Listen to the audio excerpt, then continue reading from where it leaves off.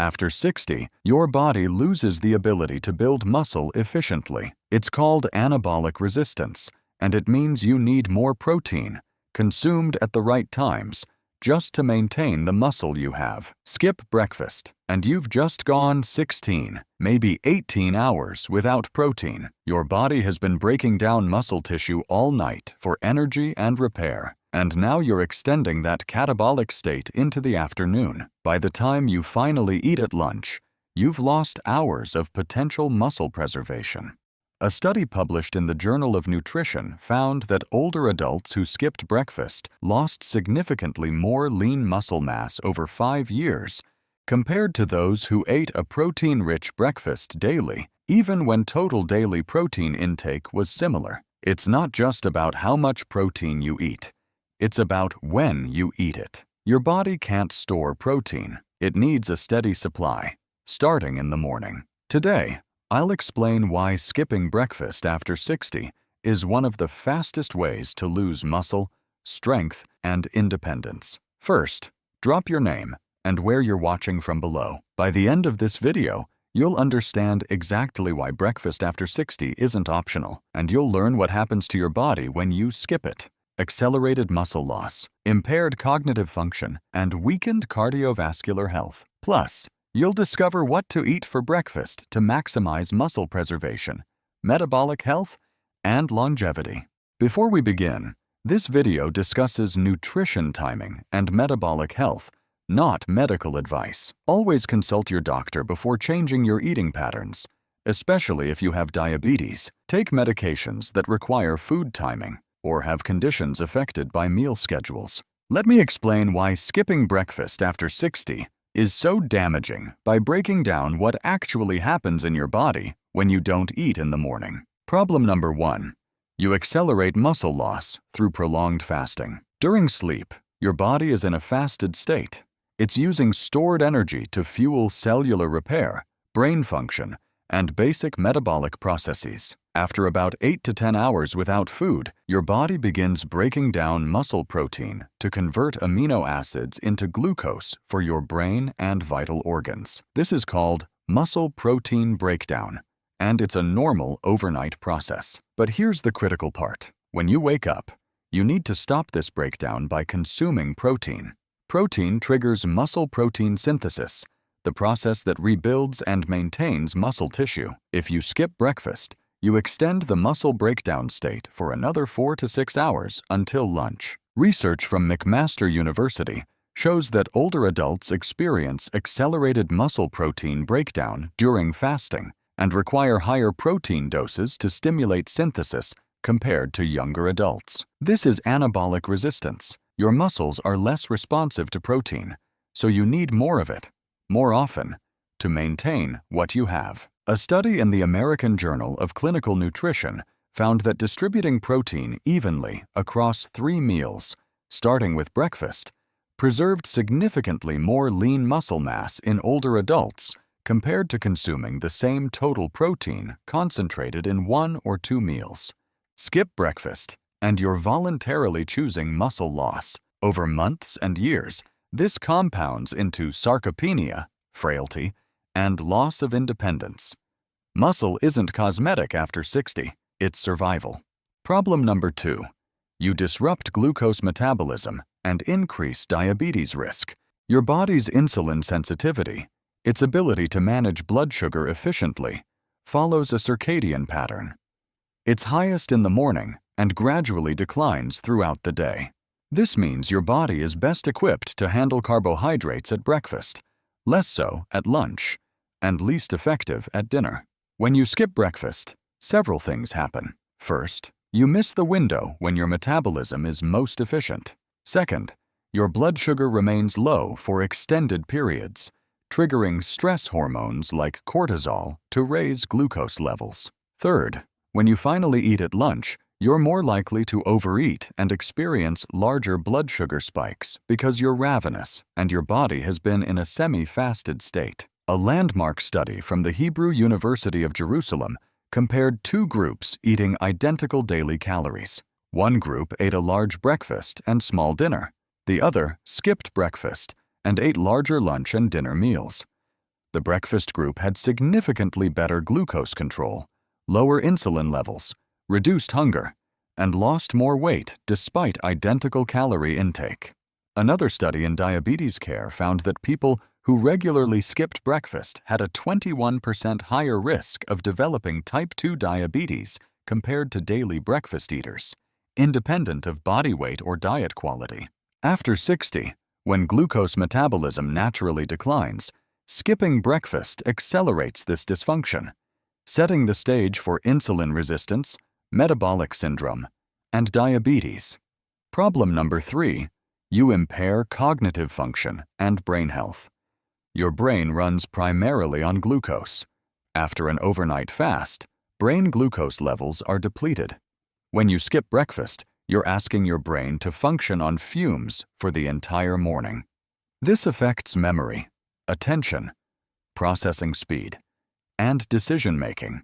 Research published in the Journal of the American College of Nutrition found that older adults who skipped breakfast performed significantly worse on cognitive tests, particularly tasks requiring sustained attention and working memory, compared to those who ate breakfast. But the damage goes deeper than one morning. Chronic breakfast skipping has been linked to long-term cognitive decline. A study from Kyushu University followed over 1,000 older adults for 5 years and found that those who regularly skipped breakfast had faster rates of cognitive decline and higher rates of developing dementia. Why? Because the brain needs consistent fuel, particularly in the morning when cortisol and other stress hormones are naturally elevated. Without food, these hormones remain high, creating oxidative stress and inflammation that damage neurons over time. Additionally, breakfast triggers the release of brain-derived neurotrophic factor, or BDNF, a protein critical for learning, memory, and neuroplasticity. Skip breakfast, and you suppress BDNF production, limiting your brain's ability to form new connections and repair itself. After 60, protecting cognitive function is paramount. Skipping breakfast works directly against that goal. Problem number 4, you increase cardiovascular disease and mortality risk. The American Heart Association study I mentioned at the beginning isn't an outlier. Multiple large-scale studies have confirmed the link between skipping breakfast and increased cardiovascular risk. A meta-analysis published in Circulation reviewed data from over 400,000 participants and concluded that skipping breakfast was associated with significantly higher rates of coronary heart disease, stroke, and cardiovascular death. The mechanisms are multifaceted. Skipping breakfast increases blood pressure, raises LDL cholesterol, promotes arterial stiffness, and increases inflammatory markers like C-reactive protein. It also disrupts circadian regulation of blood pressure, leading to abnormal nighttime blood pressure patterns that strain the cardiovascular system. Additionally, people who skip breakfast tend to eat more at night, which we already know disrupts metabolism and sleep. This creates a compounding effect where poor morning eating habits lead to poor evening habits, both of which damage cardiovascular health. After 60, your cardiovascular system is already more vulnerable. Every additional risk factor matters. Skipping breakfast is a modifiable risk that's entirely within your control. Problem number 5, you trigger compensatory overeating and poor food choices. When you skip breakfast, you don't just miss one meal. You set up a pattern of dysregulated hunger and poor decision-making for the rest of the day. By the time lunch arrives, you're extremely hungry. Your blood sugar is low, your willpower is depleted, and you're far more likely to overeat, choose calorie-dense processed foods, and consume more total calories than if you'd eaten breakfast. A study from the University of Nottingham used MRI scans to show that people who skipped breakfast had heightened brain reward responses to high-calorie foods and consumed significantly more calories at lunch compared to those who ate breakfast, even when they reported similar hunger levels. This isn't a willpower problem. It's a biological response. Your body is trying to make up for the energy deficit, and it prioritizes quick, calorie-dense foods to restore balance rapidly. Over time, this pattern leads to weight gain, particularly visceral fat, which increases risk for metabolic disease, inflammation, and shortened lifespan. So what should you eat for breakfast after 60? Here's the research-backed formula. The optimal breakfast: 25 to 35 grams of high-quality protein, eaten within 2 hours of waking. This is the single most important component. Protein triggers muscle protein synthesis, stabilizes blood sugar, increases satiety, and sets metabolic tone for the day. Research shows that 25 to 35 grams is the threshold needed to maximally stimulate muscle synthesis in older adults. Good protein sources include eggs, Greek yogurt, cottage cheese, protein powder, smoked salmon, turkey, chicken sausage, or tofu. Avoid relying solely on carbohydrate-based breakfasts like cereal, toast, or pastries. These spike blood sugar without providing the muscle-building benefits of protein. Add fiber and healthy fats for sustained energy. Include vegetables, berries, nuts, seeds, avocado, or whole grains to slow digestion, provide micronutrients, and keep you full until lunch. Keep carbohydrates moderate. You don't need to avoid carbs entirely, but prioritize protein first. If you include carbs, choose complex sources like oats, whole grain bread, or fruit rather than refined sugars. Eat within 1 to 2 hours of waking. This aligns with your circadian rhythm and capitalizes on the morning metabolic window when your body is most responsive to nutrients. Example breakfasts that meet these criteria: 3-egg omelet with vegetables and a slice of whole grain toast, Greek yogurt with berries, nuts, and a scoop of protein powder, smoked salmon with avocado on whole grain bread, cottage cheese with fruit and ground flaxseed, protein smoothie with protein powder, spinach, banana, and almond butter. These meals provide the protein, nutrients, and energy your body needs to preserve muscle, stabilize metabolism, and function optimally throughout the day. What if you're not hungry in the morning? This is common, especially if you've been skipping breakfast for years. Your hunger hormones have adapted to expect no food. Start small.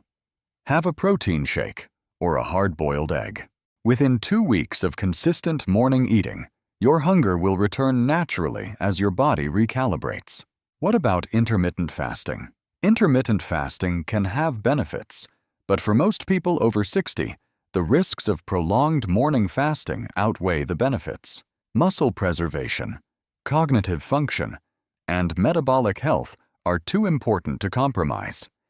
If you want a fasting window, use the evening. Stop eating by 7 p.m. and eat breakfast by 8 a.m. This gives you a 13-hour fast without sacrificing the critical morning feeding window. Within 2 weeks of eating a high-protein breakfast daily, most people notice increased energy, better focus, more stable hunger throughout the day, and improved strength during physical activities. Within 8 to 12 weeks, muscle mass measurements, metabolic markers, and cognitive assessments show measurable improvement. Breakfast after 60 isn't about tradition or habit. It's about biology. Your body has specific needs in the morning that cannot be met by skipping food. Miss that window, and you accelerate the very aging processes you're trying to prevent. If you're going to start eating breakfast every day, starting tomorrow, leave a comment and tell me what you'll eat. And if this video helped you understand why breakfast isn't optional after 60, share it with someone who's been skipping it thinking they're doing their body a favor. Because the strongest thing about you isn't your willpower to skip meals. It's your commitment to feeding your body what it needs, when it needs it.